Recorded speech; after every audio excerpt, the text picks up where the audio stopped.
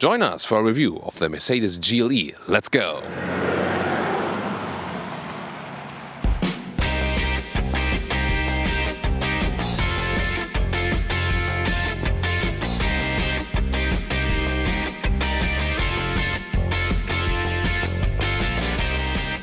The thing where you recognize the new GLE most are those new daytime running lights there, and they offer a very nice modern signature. Standardly, the main headlamp unit also comes with LED, and option and this multi-beam LED also for more high beam function. Color here for today, Kevin side blue, this dark blue. I really prefer stronger blues, but this one is also a pretty elegant color, definitely then also with those chrome contrast here and so on. This one also, the normal layout, the base layout as it looks like in the front. The AMG line then would look a little bit sportier, for example, if you prefer that. 4.92 meters, 16 foot 1 or 194 inches is the length, 10 centimeters longer than before or 8 centimeters increase in wheelbase. Let's see how that one plays out for the rear compartment. And 18 to 22 inch wheels are available. Those ones here are 21 inch, so that's actually a nice compromise still. Maybe 20 inch would be an even better compromise between comfort and the look. In the rear you can see in this new generation those modern tail lamps right there with the LED signature, 4MATIC for the all-wheel drive. This is still a classic all-wheel drive with a rear wheel bias. But not classic are those fake exhaust tips. They are pure fake indeed. The real exhaust is not even inside there, it's underneath. And yeah, that's the thing with automotive design. As for engines, there's the GLE 350, 4-cylinder petrol engine, 300 horsepower here or 255 in the US. And the 450, that's in the 6-cylinder, 3-liter with 367 horsepower or 435 in the AMG 53. And then on the diesel side, 4-cylinder diesel, the 300D with 245 horsepower. There's a 6-cylinder, 3-liter diesel with, here in this case then, the 350D with 272 horsepower, or there's the 400D with 330 horsepower. So, and then PHEV, also a diesel PHEV available now. We showed that you recently, and there will also be the petrol PHEV.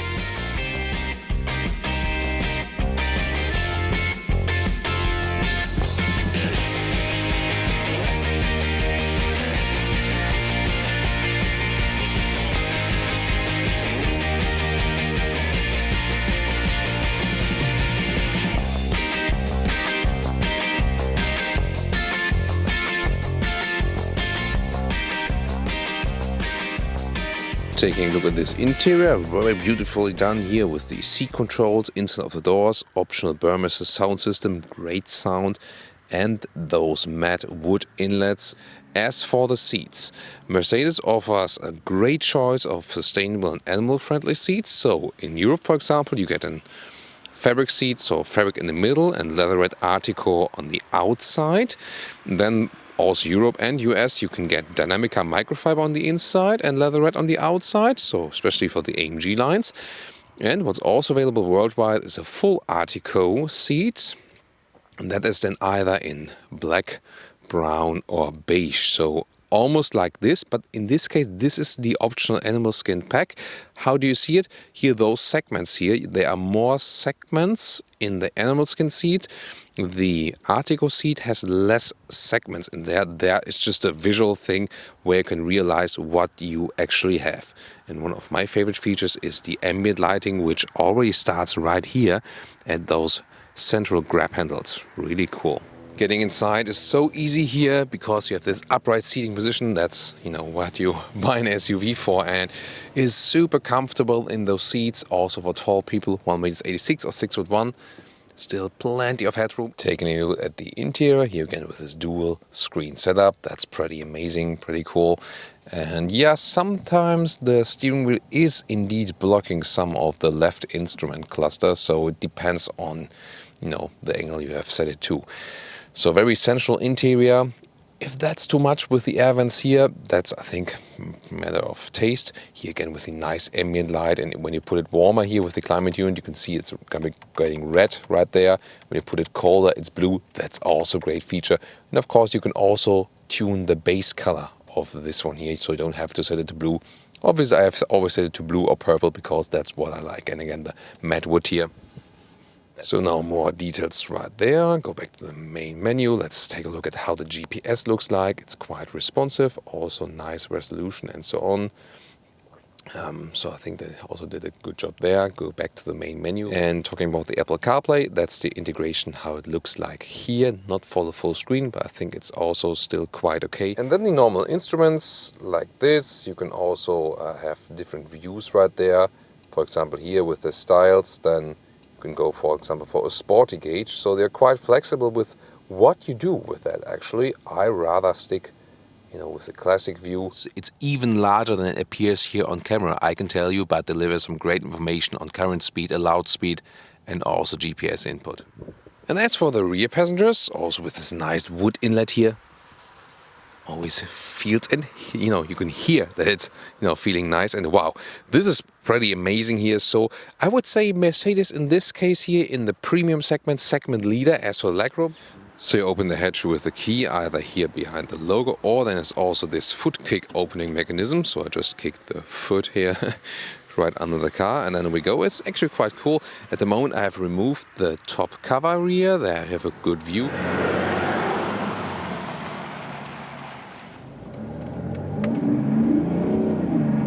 Welcome to Thomas's Driving Lounge, and yeah, this diesel here has quite some torque, definitely. The 3-liter 6-cylinder, and it's really quite fast, and the power difference is not significant to the 3-liter 6-cylinder petrol engine, but it does feel somehow different, yes, definitely. So sound is also quite good for diesel engine. It feels very refined and pretty elaborated, definitely. But still, from the get-go, from the low RPM areas, those petrol engines are still more fun to drive, no doubt about that. When you're on the motorway then later and you have some acceleration, when you're already at speed, then the diesel plays out all the torque it has. That's definitely a big advantage. So, and fuel economy-wise, yeah, something between 7 and 9 liters per mile kilometers. At the moment, rather towards 10. Wow, that's quite a lot, definitely, and that's rather less, or like 30 mpg or less mpg US, and best would be 36 mpg UK, or then even rather 30 mpg UK when you go into those higher consumption areas. So I was actually a bit surprised. We've been testing the petrol engines here, and we've also been testing the diesel PHEV. And now the diesel here, wow, that should be more economical. And I think the reason for that is that with those new emission laws and more stuff they have to put in the diesels to even that out, more filters, probably they are not as efficient anymore. That would be my assumption. But that, to the engine, there's so much more to cover here in this driving part for the GLE. And that is, of course, this tranquility in the ride. We have the air suspension equipped right here, but without the e-active body control, which we have been testing the last times, quite often in the GLE and also in the GLS. And I can easily live without that, On the countryside, it's really interesting how the car can lean inside the corner in this e-active body control mode. Other than that, this one is rather a car where you enjoy the normal air suspension. It just goes on this smooth carpet-alike drive. This is really cool. And also in this segment here, the GLE is the car that mostly stands for this soft air suspension ride. In the BMW X5, for example, which I also really love to drive, the air suspension is, to me, a little bit too stiff. So at some point I would maybe even just go with the normal adaptive suspension in the X5. Here you can also go with the normal suspension, of course, if you want to save some money. It will still do fine. But if you like this soft air suspension ride, that's here where you still get it. So definitely suspension, very comfortable. The steering is also just set on comfort, and really just set on comfort. That's, for example, what I prefer more in the Audi Q8, Q7, or in the BMW X5. That here, in the low angle areas right there, it's quite dead, so it doesn't give you a good feeling. It's more set, on the running straight than, to the sides. A little bit better, definitely, but in this low degree angles there, yeah, that's not the best. So it doesn't give me the best feeling. However, cruise control, it's really flawlessly done. Then you can enjoy running straight. So I set it here left side of the steering wheel. That's also a very easy way to control the adaptive cruise control. And the distance to the car in front of me is being kept. And I have everything in the line of sight here for the head-up display. And what's really cool, the first time I was driving this very test vehicle, the head-up display was not activated. And instead of searching the menu, I just said, "Hey Mercedes, how may I help you? Activate head-up display." What can I do for you? Activate head-up display. I'm switching on the head-up display. So, of course, she still says that. But now it was already on, so that's okay. But the first time it was off, and then she said, I'm switching it on, and then it was on. So I didn't have to spend my time searching for the head-up display, somewhere deep in the menu. And that's pretty cool. That's also another example of how you can very well use this voice input. And to me, meanwhile, the voice input that Mercedes and BMW are offering. But BMW, Mercedes, now it hops on again. Cancel, it's okay. It's okay, everything's fine. Cancel. But you can also cancel it here at the steering wheel. So Mercedes, this brand and BMW, they are offering the best voice activation systems at the moment. And BMW, however, just in this 7.0 system, not in the 6.0 system. So you have to be aware of that. You can also do something with the 6.0 system there, but the 7 is the one way to go. And the newest cars, iterations, definitely have that. Here with the driving modes, they also changed something with the air suspension. Even in the sports mode, it still is soft to drive, but even more so in the comfort mode. The sports mode turns up the RPMs a little bit more, comfort then a little bit more drawn back, and it is such a relaxing ride right here. Also the seating position, high upright, you have a great overview still. So let's go to the sports mode again. We go on the motorway and show you some more of that diesel acceleration in this case then. And when it goes straight, we do 50 kilometers to 100 kilometers. So yeah, about 30 to 60 miles now. Let's go.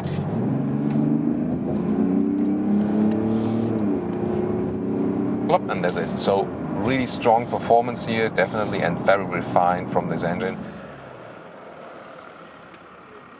And now to our conclusion for today with the Mercedes GLE, today here as a 350D. So we expected that the diesel was lower in the fuel consumption, so at the end of the day I have to say I'm not really sure what's really speaking for this diesel, because in the petrol engine, the 3-liter 6-cylinder, we had almost equal fuel consumption. So yeah, probably the 3-liter 6-cylinder petrol engine it is then for this car, or one of those new plug-in hybrid versions. That can make sense, maybe taxation-wise, of course, if you have the chance to recharge the car quite frequently. That could be then also a new clever choice. In general, this new GLE generation is pretty modern from the front, not too revolutionary if you compare it to the predecessor, but definitely high upgrade in the interior, so more refinement right there. Also a little bit more space, especially in the rear legroom area. One of the most refined voice input systems, that's really cool. And pick the normal air suspension, you'll be just fine with that. You do not necessarily need the e-active body control. This car here is about the riding comfort with the normal air suspension, and then it does just a very, very great job. That's also the thing I enjoy most with this car, together with the great noise insulation, the two best things about this vehicle. So this one here definitely set all on the comfort in this segment. I also told you more about the difference to the other cars in this segment in the driving part. So if you have missed that, then scroll back and watch the driving part in full length. So really interesting insights here today once again, and also tune into other engine versions and also to the competitor reviews. Hope you enjoyed this one here today. Please leave us your comments and see you next time.